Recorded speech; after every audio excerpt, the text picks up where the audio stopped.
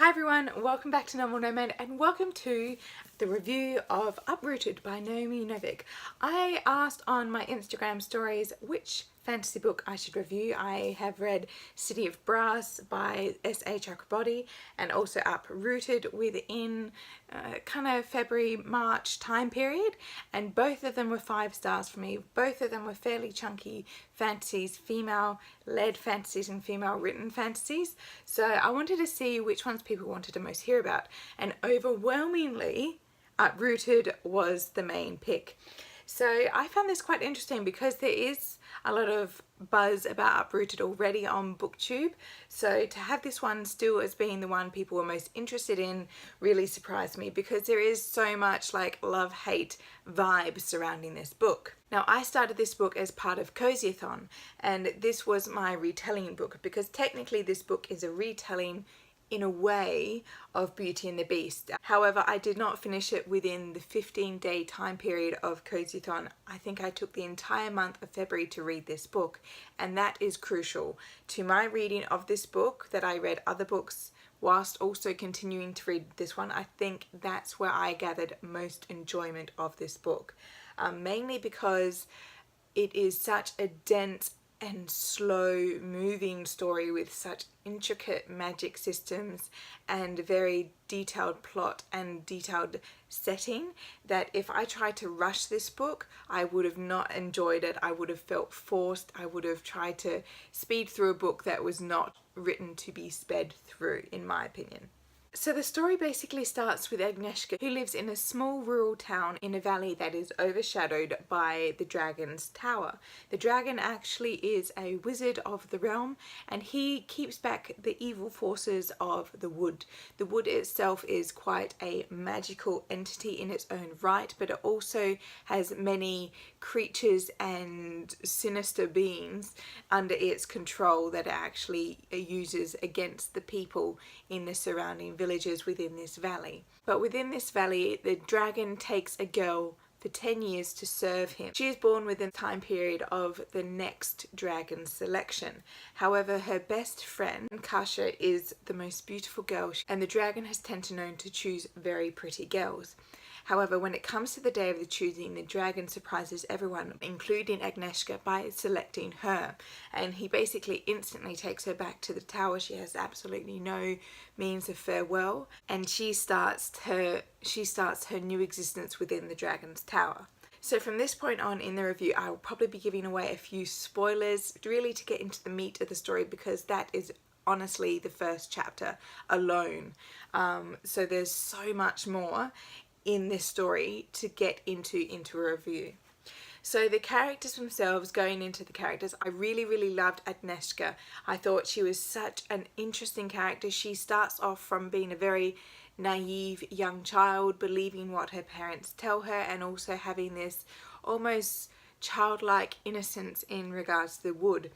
However, their innocence isn't really broken, but it is built upon when she is selected by the dragon to live in his tower, and she actually comes into her own powers in a way.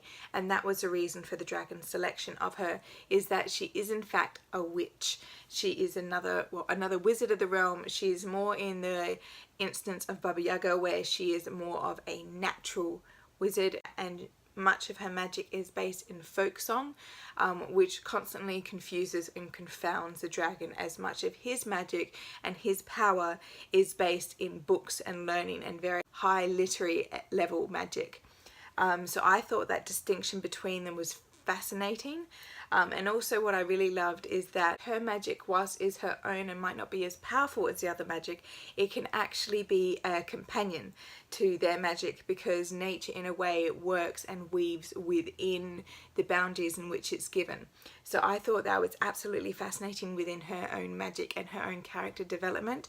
She goes through this entire arc where she really has to come to terms with who she is, her position and the dragon's position within the valley, and also trying to understand the wood, because the wood itself, while it seemingly first is this giant malignant being that is constantly trying to divide and conquer the valley, it is in a way has a root, has a story, so she has to seek out that story in order to fix the problem, which I found was absolutely fascinating.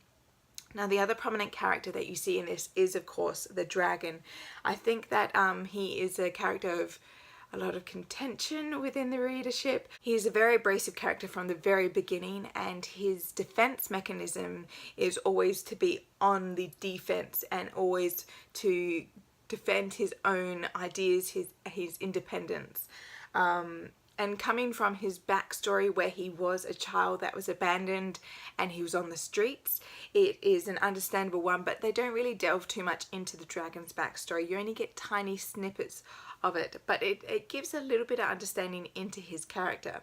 I found the relationship between the dragon and Agnieszka didn't surprise me, but it wasn't that big romantic tale that I suppose many people were expecting, being a Beauty and the Beast retelling. It was something that happened in the background. It was something that was born out of a struggle or a need to get along with each other, and then it became a companionship.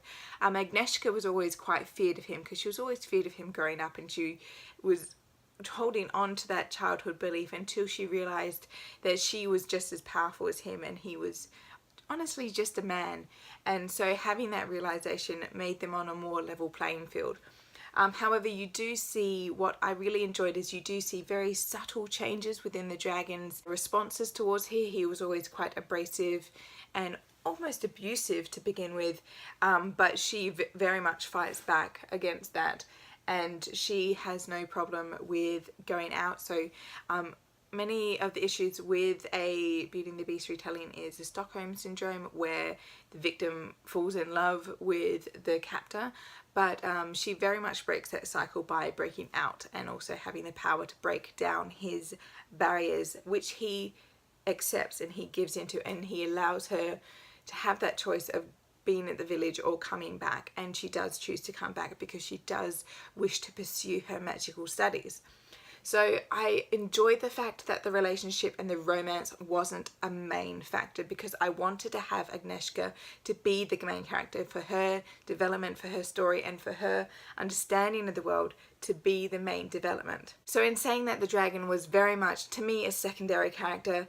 Whilst he did influence Agnieszka quite a lot, he wasn't the one I was really following and devoted to throughout the story. Okay, this is going to be a bit of a spoiler for the end, but it has to do with their relationship. I did like the idea and the concept of that separation between them at the very end.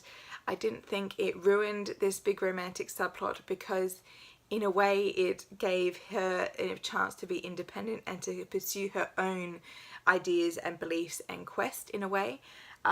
But to have him return to her and to not have him as being her center, but to her being his now, I thought that was a really interesting shift of power at the very end. Alright, going into more of the setting, it is very almost Eastern European Russian setting with the reference to Baba Yaga in there. It is very richly tapestried, with the nature itself being such a key player in not only the magic system but also the malignant evil. The writing and the description was utterly exquisite. I think the settings of nature was beautiful. You really got a sense of dread when you go into the forest, this unknown, and that was what it was like for many people even into the 1700s. The forest and the woods were always the unknown. They were the danger. So that's why in many fairy tales, just going into a wood is to go into danger and into the unknown. I really liked the rural setting, and I liked how Agnieszka's character was very firmly rooted within her valley. She was compared herself many times to a tree or a plant within the valley, because that was where she was born. That's where she knew her place in the world, but that's also where she felt she could thrive. So it wasn't this constant need to explore the unknown. It was this need to not only understand it, but to develop and culture the unknown within your own borders, which you can do. Going further afield, I really loved the political intrigue within the country and the kingdom. I thought that was very well well handled and hugely dramatic. I liked how whilst there was political machinations happening in the background, because Agnieszka wasn't a huge political player, she wasn't privy to many of the things going on. Many things would happen and she would only hear about it in the afterward. So that was really fascinating. I have to admit though, the downside of this book is the plotting. It is slow, it is meticulous, but it is trying to get it through a point of being completely immersed, and that immersion, you know, the dragon goes through that immersion, Agnieszka herself goes through that immersion, but it has a very fragile duality of being quite slow at times then speeding up, and the reader really has to pay attention quite thoroughly throughout this book. But like I said, I read it over a month. I gave myself plenty of time. I didn't try to force or pressure myself. I picked it up when I was wanting to read it, and I absolutely loved it reading in that method. So if you do want to try and read this book, give yourself time. Do not try and force yourself through. If you read it really fast and you love it, that's great. But if you're not feeling it, or if the book itself isn't really meeting your reading demands at the time, put it down. Overall, I gave this one 5 stars across the board. I absolutely adored it. It was just such a refreshing fantasy. It wasn't the classical main character goes on a quest. It was the main character goes on a quest within herself, within her valley, within her nature, within her own magic system, and she really forces all the other characters around her to readjust their worldview, which is absolutely fabulous. And to also have a woman at this crux of this power and this change is excellent, and also a positive change. And to have a reference for, or a mentor for this woman being Baba Yaga, another powerful woman influencing powerful women along the line, I absolutely loved how this was written. Naomi Novik is actually also bringing out another book this year called Spinning Silver. It is based on Rumpelstiltskin. I am loving the US cover, but I'm waiting to see if it gets a nice shiny UK edition, because I'll definitely be picking that one up. But I think I'll once again give myself time, because I think with Naomi Novik's writing, especially if she treats Spinning Silver like Uprooted, I think it'll be something to just simply sink into. So thank you very much for watching, and thank you to everyone on my Instagram stories for voting for this review. I will be putting up other polls and things on my Instagram stories, so be sure to follow me there and follow me on here for any reviews that will be upcoming. But let me know if you have read this book and what you thought about it. Or let me also know if you want to read this book and what was the most intriguing thing that captured your interest from this review. So I'll see you all next time. Happy reading. Bye.